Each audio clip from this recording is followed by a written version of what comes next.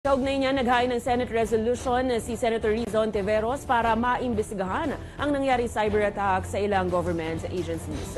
Ayon kay Ontiveros, imbes na unahin ang issue ng charter change, dapat mas bigyan prioridad ang seguridad ng bansa para mapigilan ang posibleng pag-atake ng China. Pinangambahan din ng mambabatas na posibleng mayroon ng ini-install ang mga Chinese hackers na malware para pasukin ang website na may kinalaman sa West Philippine Sea.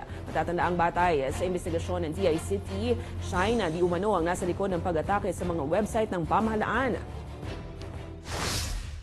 Imbes ng enerhiya natin ay mapunta sa pagpapalakas ng mga batas para sa ating pambansang seguridad, nag-aaksaya tayo ng panahon para sa interes ng iilan.